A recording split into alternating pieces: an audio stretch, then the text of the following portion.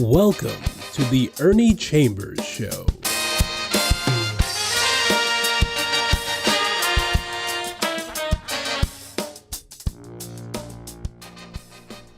Brothers and sisters, friends, enemies, and neutrals, let me tell you why I give that invitation. I don't care who you are. I don't care about your race, your color, your ethnicity, your sexual orientation, your politics. None of that means anything to me. What I'm saying is if you are watching, I welcome you. And I don't have any way of knowing whether one person is watching, 1,000 people are watching, or 0 people are watching. When I agree to do something, the burden, if you want to call it that, is on me to do what I promised to do, regardless of what anybody else has done. And this principle has served me very well because I do not get discouraged when I don't have a lot of company along with me when I'm doing something that is difficult or controversial. As some people know, maybe a lot of people, I wish all knew, March is Women's History Month. And I could not let this month go by without commenting on it. You know they have what they call Black History Month. They used to call it Negro History. Women have played a very, very important role in everything that has happened in the history of the world. No matter how great a man is, whether it's Jesus Christ, Julius Caesar, or anybody else, they wouldn't be here had it not been for a woman. So that's why the Native Americans refer to the earth as Mother Earth. She gives birth to everything living, and in the natural world, non-living. Some people, however, attribute or ascribe to what we call inanimate objects a soul or a spirit or an essence which is unseen, unheard, unfelt, but goes beyond just the physical, corporeal form of that object. Let me get started. White men in America control everything, always have. They feel like they always will. Well, in the retail industry, women had made strides during the times when people were pushing for what they call affirmative action. As women CEOs, chief executive officers, leave through retirement or whatever, they're being replaced by men. And I'm just going to read a couple of paragraphs from an article just a few days old. Over the past 12 months, 39 retail CEOs, 12 women and 27 men, have been replaced, and in the process, 6 fewer women were appointed as replacements. That was said by John Long, Korn Kerry's North America retail sector leader based in Dallas. Quote, "It's hard to take a 12-month view and be declarative, but women are losing ground," Long said. "The recent experience is worth watching. While retail CEO tenure averaged almost 6 years overall, women's spans were almost 2.5 years shorter than men's." Long said, "We have to look at a longer time horizon. When white men are forced, one way or the other, to stop being so unjust, they're like a crouching beast, crouched, muscles bunched and tensed, ready to spring at the least opportunity to turn the clock back to where it was and where they feel comfortable. That's happening in the retail sector, and these CEOs primarily are white women. So the more things change, the more they remain or become the same. Here I have before me a copy of a resolution when I was in the legislature. It was enacted March 8th, 2018. it was numbered Legislative Resolution 341. 1. Whereas March is Women's History Month and is a time to celebrate the significant contributions women of all races, ethnicities, and backgrounds have made to the world. And whereas women play a critical role in the vitality and diversity of our communities and are essential to ensuring Nebraska is well represented, and whereas while the 20th century was a pivotal time of growth for women entering politics, women remain underrepresented in male-dominated fields, thus providing opportunities to support women in public office is imperative. And 4, whereas recognizing women in public office will bring awareness to the fundamental necessity of their work and will inspire other young people to serve their communities. Now therefore be it resolved by the members of the 105th Legislature of Nebraska Second Session that the legislature recognizes March 19, 2018 as Celebrating Women in Public Office Day and calls upon the people of this state to unite in supporting the success of women in public office. Now, you can subtract, 18 from 24. In the 6 years since this resolution passed, would you say that a substantial or remarkable number of women have influxed into politics, whether at the city, county, state, or federal level? People call me a pessimist. I say a realist. I say no. Women are still on the downslope everywhere. Every man should consider this. We should love women because each one of us was born in bed with a woman. And beyond that, as Sojourner Truth pointed out to Frederick Douglass when there was a debate of some kind or other going on, God and a woman produced your Jesus Christ. A man had nothing whatsoever to do with it. You can give all of the rational arguments, but if white men were rational, we wouldn't have the discrimination that they trigger against especially black people of both sexes. But everybody they can take advantage of, they will. Is this every white man? Of course not. But it has to be a substantial number for the entire nation to be infected with this evil. Now, I'm going to read something that might be strange to hear coming from me because of the misperception people have about me. I always said in the legislature, I am the defender of the downtrodden. I don't care about race, religion, sexual orientation.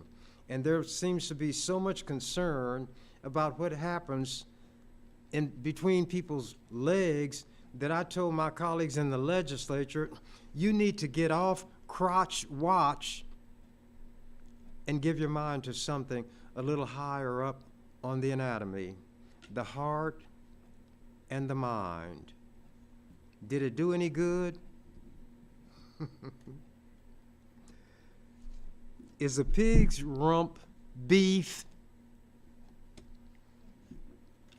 Abigail Adams lived to be 74 years old. She was born in 1818 and died 74 years later. She was born in 1744. Now, this woman was married to the second president of the United States, John Adams, and she was known for writing letters, and there have been gatherings and collections of them. I'm just going to read a few things. Writing to her husband, in the new code of laws which I suppose it will be necessary for you to make, I desire you would remember the ladies and be more generous and favorable to them than your ancestors. Do not put such unlimited power into the hands of the husbands. Remember, all men would be tyrants if they could. If particular care and attention is not paid to the ladies, we are determined to foment a rebellion and will not hold ourselves bound by any laws in which we have no voice or representation. That was written to John, March 31st, 1776. May of that same month, of that same year, writing to John Adams, whilst you are proclaiming peace and goodwill to men, emancipating all nations, you insist upon retaining an absolute power over wives. But you must remember that arbitrary is, like most other things which are very hard, very liable to be broken. And notwithstanding all your wise laws and maxims, we have it in our power not only to free ourselves, but to subdue our masters, and without violence throw both your natural and legal authority at our feet. May 7th, 1776.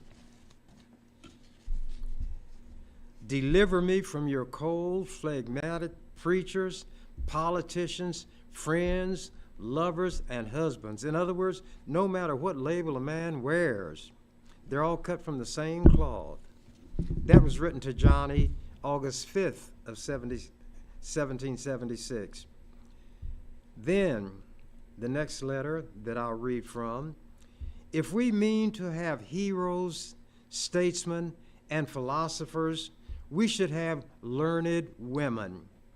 If much depends, as is allowed, upon the early education of youth, and the first principles which are instilled take the deepest root, great benefit must arise from literary accomplishments in women. In other words, wake up and smell the flowers. That was written August 14th, 1776. And this, it is really mortifying, sir, when a woman possessed of a common share of understanding considers the difference of education between the male and female, even in those families where education is attended to. Nay, why should your sex wish for such a disparity in those whom they one day intend for companions and associates? Pardon me, sir, if I cannot help sometimes suspecting that this neglect arises in some measure from an ungenerous jealousy of rivals near the throne. That was not written to John Adams. That was written to John Thaxter. I'm not going to tell you who he was. Check it out. Now here she is writing to John. I regret the trifling, narrow, contracted education of females of my own country. I thought I should read that in Women's History Month. And remember what I read, the little rhyme that I wrote? Why was March the month for women's history selected? When the truth's revealed, it may disarm. As in many instances, it may prove unexpected. Rearranged, its letters spell out charm. I'm fascinated by language, fascinated by words and numbers. I'm not a mathematician. I do a bit of writing, but I read the works of men like Edgar Allan Poe, Jonathan Swift. Richard Wright was a black man who wrote Black Boy, and just any number of people. They take words, and those words sometimes, to me, will come off the page and assume, in my mind, a shape of their own, and we converse. I don't borrow books from people because I talk back to the author. I write in the margins of all of the books that I have. I underline. I have a conversation. I'm not one who absorbs like a sponge. and become whatever it was that was absorbed without being changed. I'm constantly learning. I want to know everything, but obviously I cannot. So I read a lot. I count sometimes the letters in individual words that are pronounced the same but are spelled differently. English is one of the most difficult languages to learn because that group of letters, O-U-G-H, in the word enough, it sounds like uff. But in that rockabye baby, when the bow breaks, that's B-O-U-G-H, but it's not pronounced buff, it's pronounced bow. So even though A, and there the O-U-G-H is pronounced like a long O. O, ow, uff, from the same grouping of letters. The only difference is the first letter preceding them. How difficult would a language like that be for somebody whose language it is not? English is one of the most difficult languages to learn. Excuse me. Now I'm going to read something that goes to efforts I put forth to maintain a dignity for the legislature as an institution. I wanted us as lawmakers to respect the law. As a member of the legislature, I would tell them, this is not my legislature, it's yours, but I respect it more than you do. I came here because the people in my community wanted me to be here. From the time I was in my late teens, black adults came to me for advice and assistance. I would appear before the city council. I would go down to the police station when people had been arrested. You might call it foolhardy, but I just didn't have any fear. But I was very disgusted and upset with the things that were done to black people, and it didn't matter whether we had a lot of money, whether we had education, whether we were threadbare or wore the finest threads. If you were black, get back. And the irony was that I knew people as pale as those who were called white, but they were referred to by the N-word and treated like the so-called N's were treated and were referred to as Negroes. So some of that was confusing to me when I was younger. So one thing that allowed me to remain sane was to come to the conclusion that grown people are crazy. And what I had to do was figure out for myself what made sense. But if I wanted to survive and not get, as old people would say, knocked into the middle of next week, having been dealt with all their lives, and their forebears having been dealt with all their lives, violence inflicted by white people on them on whim. Those who are beaten seem to develop a desire, an urge, or an inclination to become beaters. So self-preservation was inbred in me early in life. I knew, although this is not the way I formulated it, I heard this expression much later, but I remembered it, a still tongue leads to a wise head. But for me, a still tongue leads to an unbroken head. So if I didn't want to get, as older people say, knocked into the middle of next week, I knew when to keep a still tongue in my head. But as I grew up, I didn't have the fear that some had, because I thought some things just shouldn't happen to anybody, and certainly not us, when we hadn't done anything to anybody. The idea of being inferior, that word was not known to me, but I experienced as a child in grade school what being in that status meant when the white teacher, whom my parents taught me to respect, read Little Black Sambo, that vicious tale that demeaned, degraded, and disparaged us, read to me and the class. I was the only black child there, by a white teacher my parents taught me to respect, and was laughed at. I didn't cry, but I felt deserted, and this teacher knew that I couldn't fight back, that I didn't know how to fight back, and she did that to me, and I'll never forget it. And I think that may be, old people had an expression, that child is marked. It marked me. And maybe that's what gave me a kind of determination that other people don't have. I can think back, and I don't feel the pain the same way now that I did as a child, but I'll never forget it. And I don't want any child, I don't care whose child it is, to have that feeling that I had, no matter what the source of it would be. For some reason, little children are now attracted to me, and a guy had written an article and said, Chambers is a magnet for young people. In the past, I've mentioned photographs that people wanted me to take with their children, so I'm not going through that again. But anybody who I see abusing children is somebody who bears watching.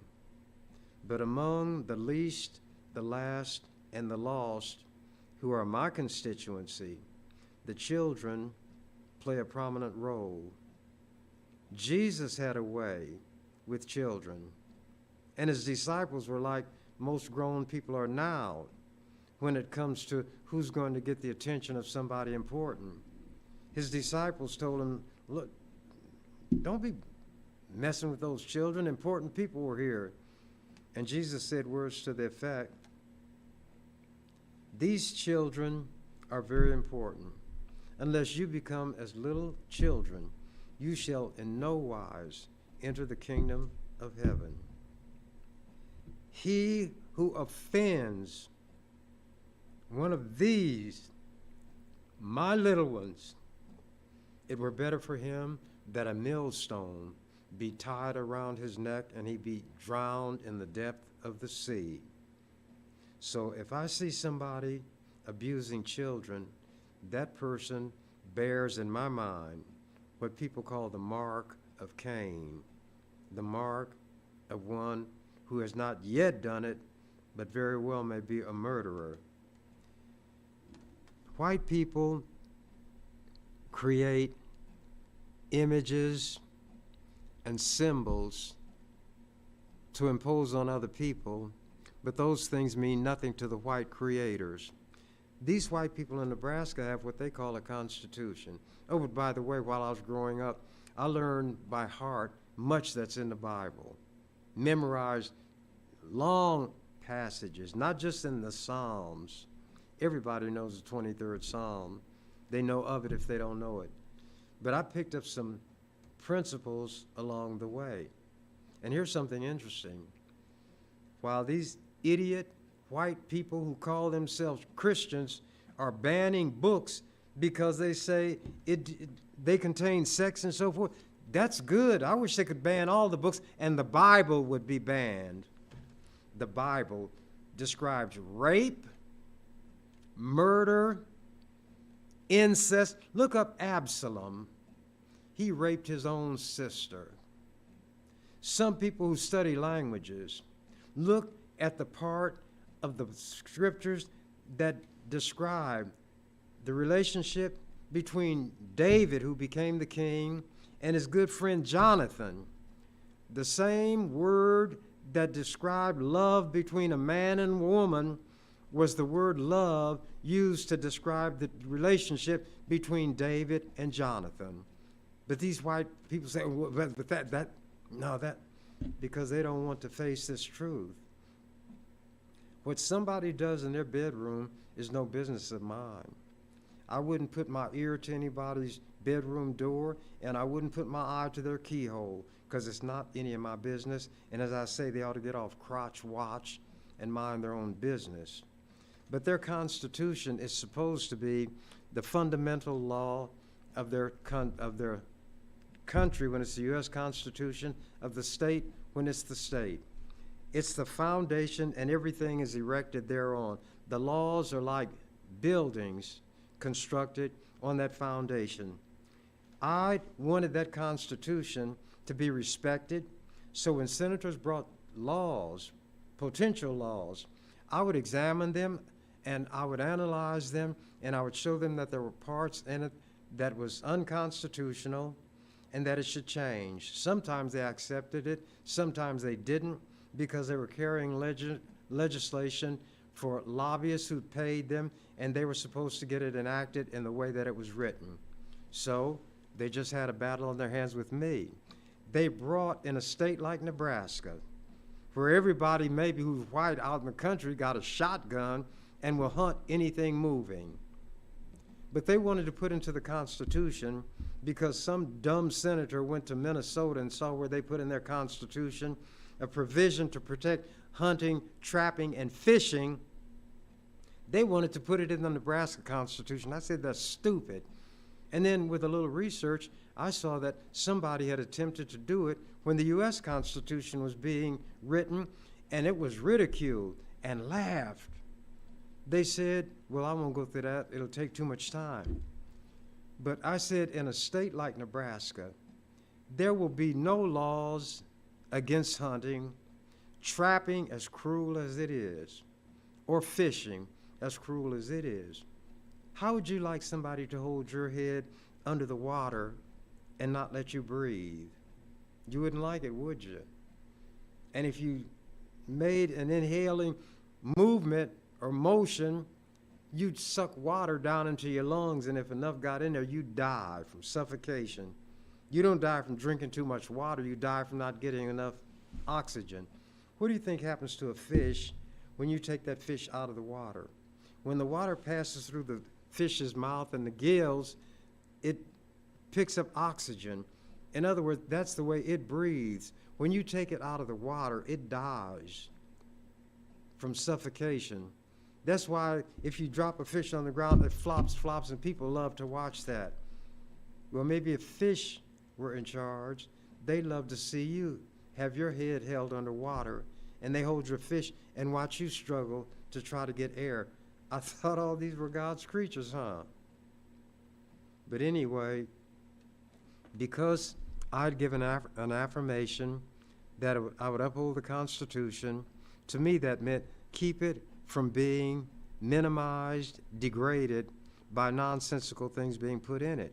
So I fought tooth and nail, and I thought the best way to fight against an amendment like this that they were offering, hunting, trapping, and fishing, I offered amendments of things that should be hunted,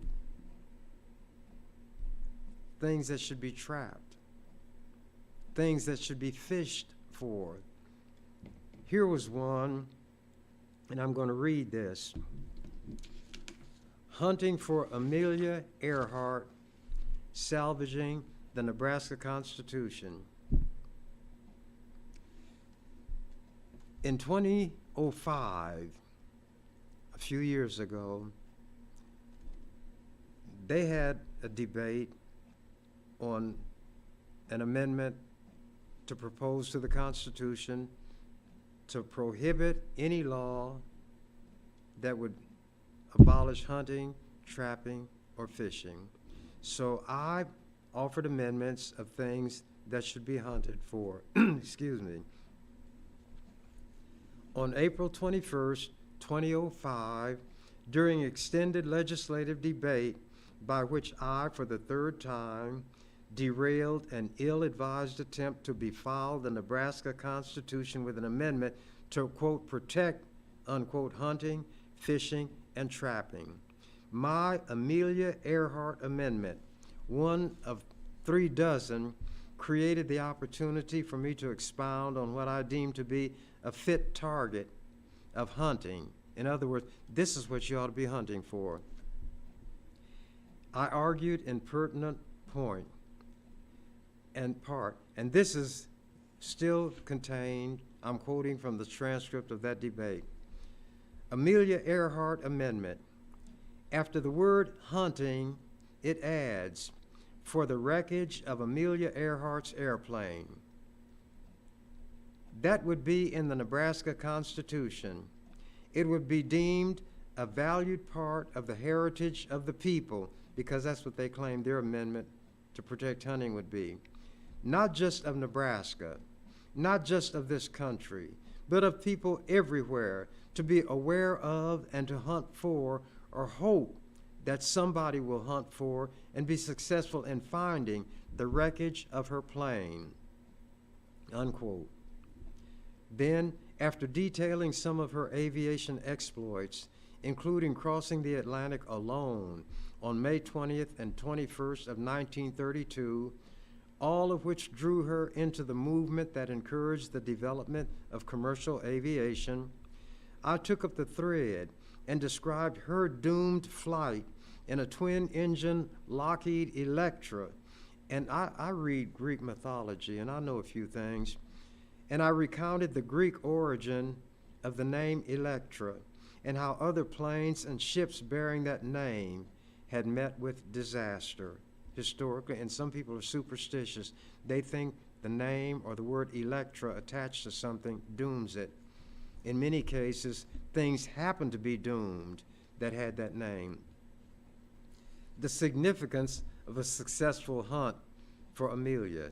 I said, because of what this woman achieved, and because of the fact that human beings, especially in places like America, relate more to physical objects than to the idea behind them, if the wreckage of this woman's plane were to be found and established conclusively to be the wreckage of her plane, it could become somewhat of a shrine.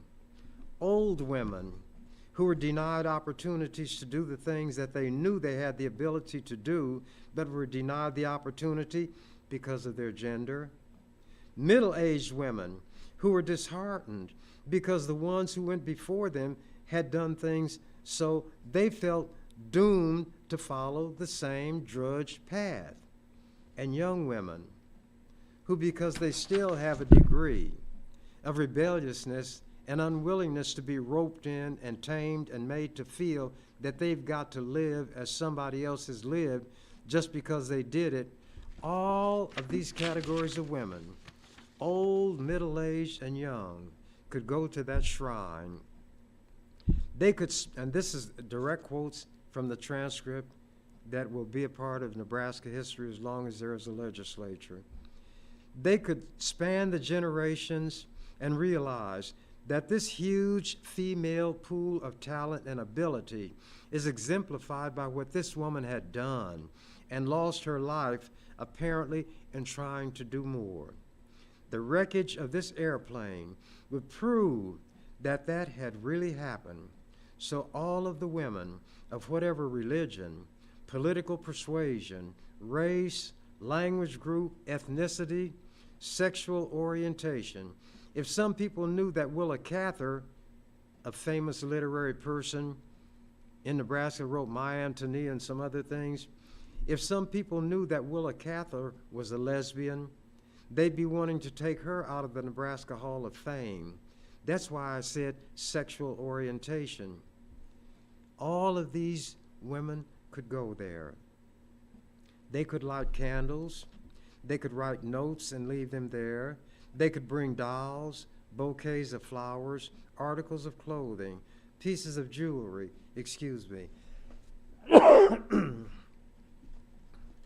anything that they felt they wanted to leave at that shrine to recognize and acknowledge what this woman had done, and to try to keep alive the spirit that she manifested, and walk away from there refreshed in their own spirit, stirred in their minds, inspired in their hearts, and determined to show what women as a united force can do, unquote.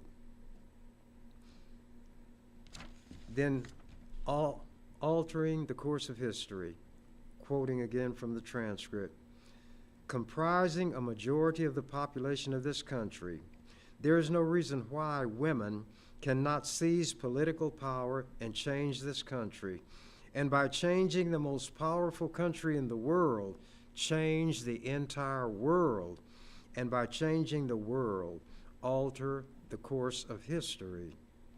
And it would be altered for the better, because it cannot be any worse than it is now under the dominance of white men.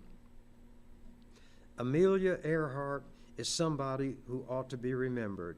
And what I'm offering here is far less frivolous, it's even whimsical, than what the original proposed constitutional amendment suggests. So I hope you'll adopt my amendment. Thank you, Mr. President. This is not in the transcript, but it's describing what happened. Before requesting and receiving support in rejecting my amendment, the sponsor of the proposed constitutional amendment offered an acknowledgement, as often happened despite opposition to my offerings. Mr. President, and this is in the transcript, Mr. President, members of the legislature, first of all, I commend Senator Chambers for bringing this and talking about all the wonderful things about Amelia Earhart. And she was more of my parents' generation. Although that's the case, I can remember growing up, them talking about her and how the plane wreck was, she was never found again. But I'm going to oppose this, meaning my amendment. I don't think it's appropriate subject matter to be part of this proposal, but it would be better than what they were offering. Now, 7 years later,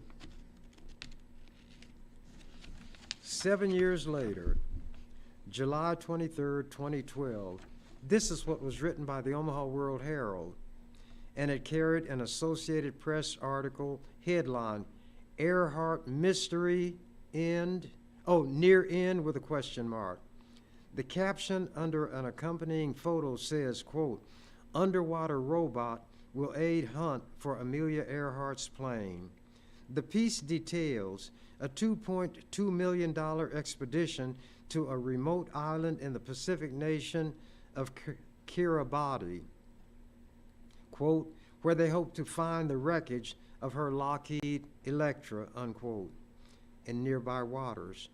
She went missing in an attempted around-the-world flight in 1937 with her navigator, Fred Noonan.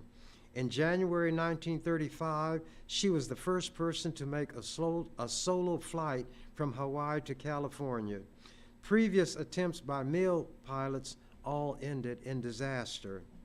On April 21st, 2005, I gave that extended debate. And what the World Herald had written was about the attempt to recover the wreckage of Amelia Earhart's plane. That was 7 years after I had offered my amendment. Now, I'm going to go to what I call the queen of all that I've said. It happens that she's a black woman. Her name, Harriet Tubman. There is an outfit called the Bradford Exchange Mint, and they minted a silver coin to commemorate the 200th anniversary of Harriet's death. When Harriet Tubman decided to risk everything for freedom, she may not have been aware of Patrick Henry's "Give me liberty or give me death" speech, but she knew the truth of it in her own heart and her everyday life. She later said to her biographer, quote, slavery is the next thing to hell, unquote, and, quote, I had reasoned this out in my mind. There was one of two things I had a right to, liberty or death. If I could not have one, I would have the other. That's what she said. Now, let me give you what Patrick Henry said in 1775. a good number of years before Harriet was born. And he was talking about the British coming because Patrick Henry himself was a slaveholder who fathered children on black women by rape. And by doing that, he was unfaithful to his wife, so it was adultery. But he is a white American hero. And this is what Patrick Henry said in his speech before the Virginia Convention in Richmond, March 23, 1775. It is vain, sir, to extenuate the matter. The gentleman may cry, peace, peace, but there is no peace. The war has actually begun. The next gale that sweeps from the north will bring to our ears a clash of resounding arms. Our brethren are already in the field. Why stand we here idle? What is it that the gentlemen wish? What would they have? Is life so dear or peace so sweet as to be purchased at the price of chains and slavery? He didn't say this. Like we keep black people in? Forbid it, Almighty God. I know not what course others may take, but as for me, give me liberty or give me death. She knew that those were the two alternatives that slavery allowed her. If I could not have one, I'd have the other. Her daring escape from Maryland's eastern shore in 1849 was just the first of her many exploits. After gaining her freedom, she was determined to free as many others as she could.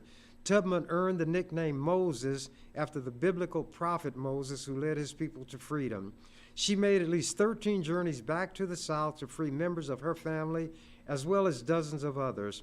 In all of her journeys as a good conductor on the Underground Railroad, she proudly said she never lost a single passenger.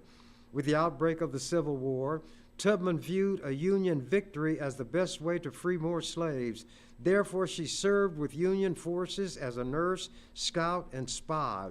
Following emancipation, she continued to work for equal rights, including women's suffrage, which did not occur until the adoption of the 19th Amendment to the U.S. Constitution. Born a slave, she has become a shining example of how much Americans have always valued freedom and gave themselves to achieve it. Harriet Tubman's decision to escape slavery was not an easy one. As much as she hated her slave status, leaving meant abandoning her family, her home, and everything familiar. She knew she risked losing her life or being enslaved in even worse circumstances. Yet in 1849, she was determined to risk everything for freedom. She escaped from Maryland with the aid of the Underground Railroad, which was a network of abolitionists and free African Americans who helped fugitive slaves to escape to free territories. Traveling mostly by night, guided by the North Star, she probably followed a common route for escaping slaves along the Choptank River through Delaware and then north into Pennsylvania to Philadelphia. The 90-mile journey on foot could have taken her between 5 days and 3 weeks. Traveling across unfamiliar territory and treacherous waterways in the dark, she also had to hide from slave catchers seeking rewards for fugitive slaves. Once she made it to freedom, she committed herself to working to abolish slavery and to save as many lives as she could. She made an additional 13 journeys back into the South, rescuing many of her family and dozens of other enslaved people, and became known as Moses. When she joined the Union Army, she became a spy. And here is what was said about her. Still another efficient spy was Harriet Tubman. She was an escaped slave and one of the most daring of all. Before the war, she aided slaves to escape. T.W. Higginson, white colonel of a Negro regiment, said of her, "We have here the greatest heroine of the age, Harriet Tubman, a black woman and a fugitive slave. Her tales of adventure are beyond anything in fiction, and her ingenuity and generalship are extraordinary." She had a reward of $12,000 offered for her in Maryland and will probably be burnt alive whenever she is caught, which she will probably be, first or last, as she is going again and again. She is jet black and cannot read or write. only talk besides acting. Wendell Phillips, he was a great, well-known abolitionist.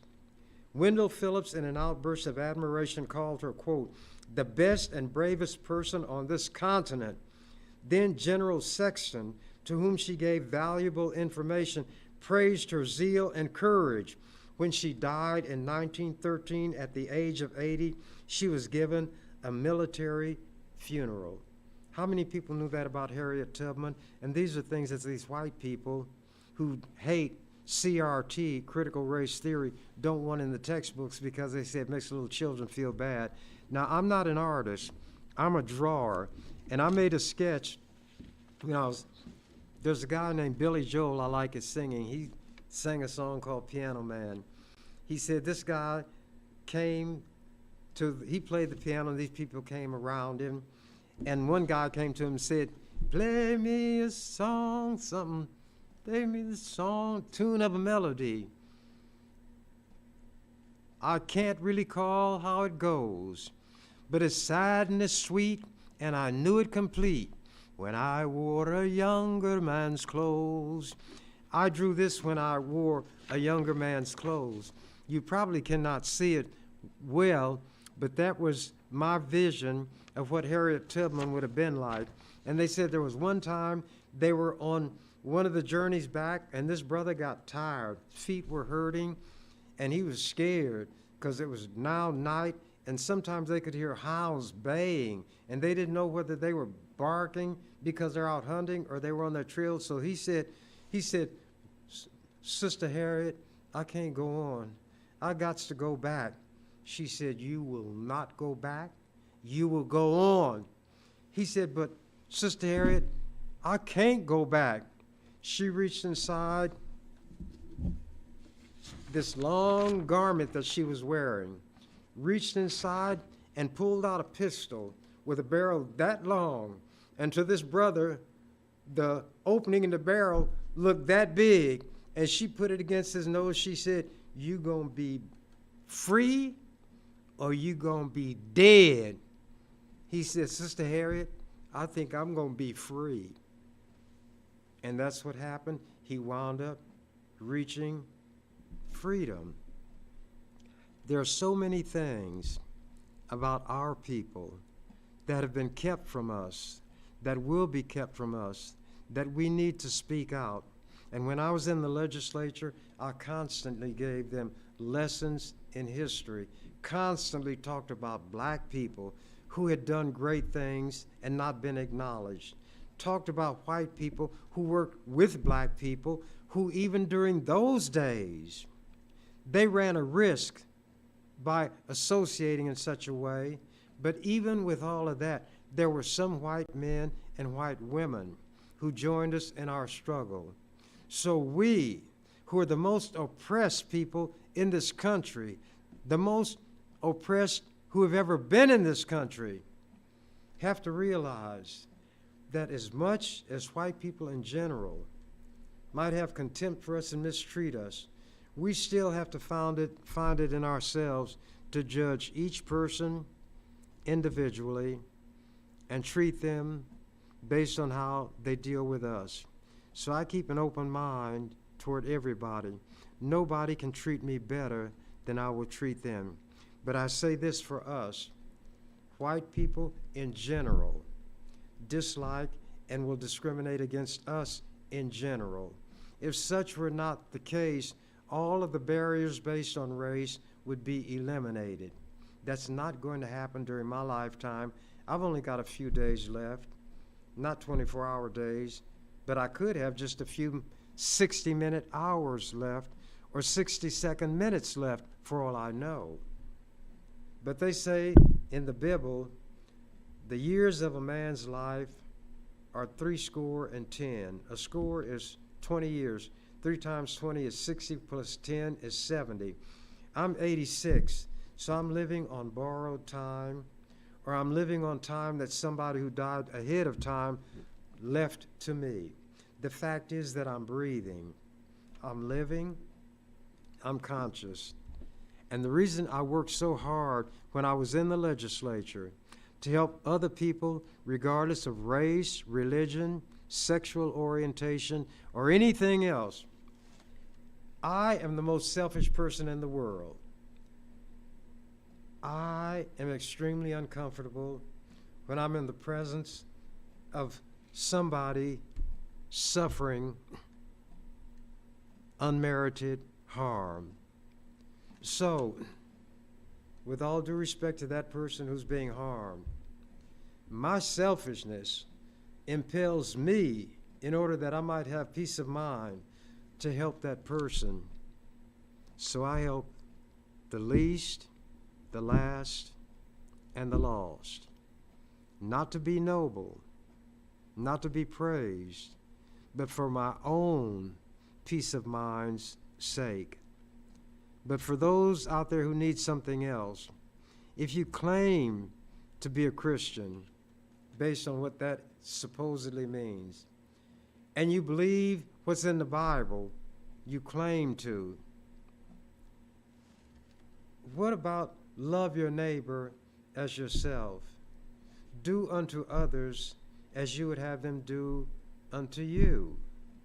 What about all of those things? But instead there's whooping, there's hollering, there are cutthroat preachers who will filch money from the widows, who will take food from the orphans, so to speak, and not be an example of what it is they preach. I may not be a good example in some people's mind, but other people's judgment doesn't mean anything to me. I have one true friend, and that friend is deep down inside of me. And that friend knows me like nobody else does. I can't pull the wool over his eyes. I can't trick him. And the only time I can lay my head on my pillow at night and sleep the sleep of the just is when that friend deep down inside of me says, you traveled all those miles before you slept. You had promises to keep, and those promises you kept. Therefore, I will let you have a peaceful night's sleep. The world is not going to change itself. Now, I'm not saying this next just because I'm old. We need to be concerned and show care for our elderly people among us when it comes to their health, their physical well-being. Dementia is one of the most cruel things, I think, that can befall somebody. Forgetfulness, to not know who you are, not know where you are, maybe not know what this is, or if you know what it is, you no longer remember what it's for. Imagine if you have just enough awareness to be aware of how forgetful you're becoming. Can I say that I'm not forgetting things? Absolutely not. I wish I could remember everything that ever entered my mind from the time I was conscious. Now, sometimes I can remember long stretches of poetry. My favorite is The Raven by Edgar Allan Poe. Just a verse. Once upon a midnight dreary, while I pondered weak and weary over many quaint and curious volumes of forgotten lore, while I nodded, nearly napping, suddenly there came a tapping, as of someone gently rapping at my chamber door. 'Tis some visitor, I muttered, tapping at my chamber door, only this and nothing more. Ah, distinctly I remember, it was in the bleak December, and each separate dying ember wrought its ghost upon the floor. Eagerly I sought to borrow from my book's surcease of sorrow. Sorrow for the lost Lenore, for the rare and radiant maiden whom the angels named Lenore, nameless here forevermore she had died. And the silken, sad, uncertain rustling of each purple curtain thrilled me, filled me with fantastic terrors never felt before. so that now to stop the beating of my heart, I stood repeating, 'tis some visitor entreating entry at my chamber door, some late visitor entreating entry at my chamber door. Only this and nothing more. Then he goes on, and then he says such and such. Then he says, open here, I flung the shutter. Then with many a flirt and flutter, in there stepped a stately raven of the saintly days of yore. Not the least obeisance made he, that mean bowing and scraping. Not a moment stopped or stayed he, but with mien of lord or lady, perched above my chamber door, perched upon the bust of Pallas, one of those old gods, perched upon the bust of Pallas, perched and sat, and nothing more. Then you have to go on, and then you ask this grim, ungainly, ghastly, gaunt, and ominous bird of yore. But then the famous word, quoth the raven, nevermore. And it goes on for 20-something stanzas. I used to know every one of them. When I wore a younger man's clothes. But I wasn't quoting it all the time like I was in those days either. I even liked some of the poetry of one of the biggest racists of all time, Rudyard Kipling. A racist. But he did have the, if you want to call it decency, to respect and acknowledge in other people who were of inferior groups, those occasional noble ones, who show that there is a spark of dignity in every group.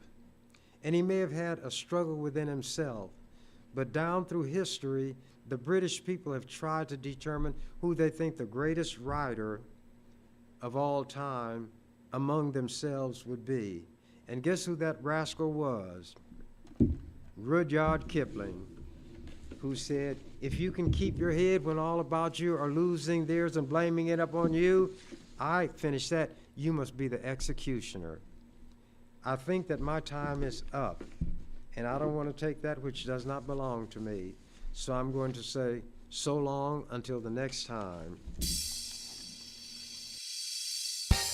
You've been watching The Ernie Chambers Show. If you'd like to leave suggestions, email us at ewcfacts@gmail.com. That's ewcfacts@gmail.com. This is an EWC Communications production.